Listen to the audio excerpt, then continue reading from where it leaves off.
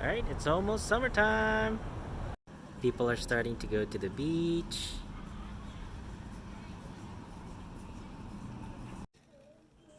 But you still want to go to a place called Cebu.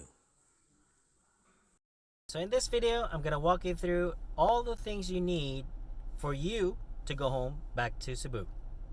Alright, before you purchase your ticket, there are a couple of things that you also need to consider before you purchase them.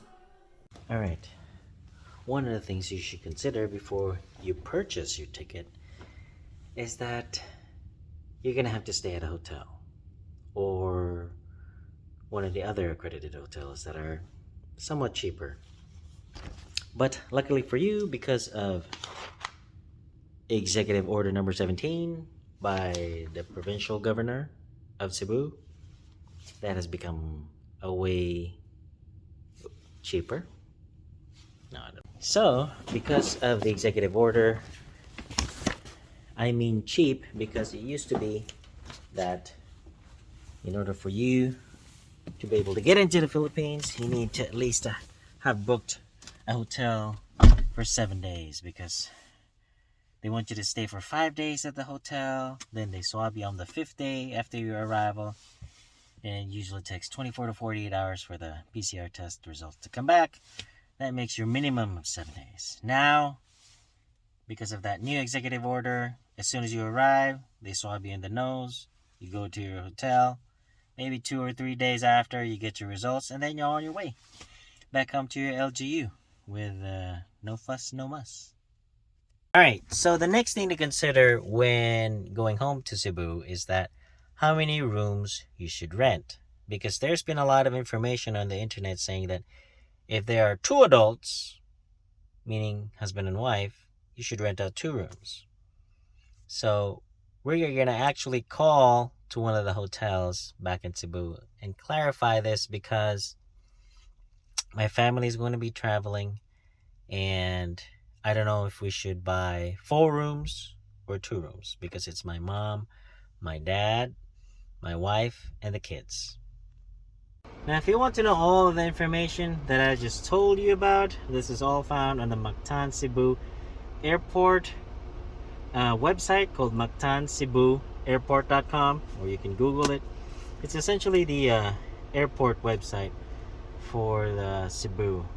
So go check it out and see and review the things that we just discussed. Now, a couple of things, one last few things that you need to do is that you need to register 5 days before your arrival in the Philippines. You need to accomplish an international arrivals form that can also be found on the mactancebuairport.com website. You need to fill that out 5 days prior. They're going to give you a QR code. Make sure you keep note of that QR code. If you want to print it out, that's fine. That's actually very helpful. And after that, you're good to go. The COVID swab should be free. You don't need to pay for it because of that executive order that the governor of Cebu just signed. That was supposed to be effective on March 31st or March 30th. Okay, I forgot. But yeah, make sure you also print that out. That can also be found on the Cebu Cebu.gov Facebook page. They also posted it there, so I think it might be helpful if you printed it out. And that's pretty much it. There's just a couple of forms you need to fill out: your health declaration form and your arrival card. But you know, they give it to you at the airplane right before you land. So make sure you have a pen ready. Okay, that's the last thing, I guess.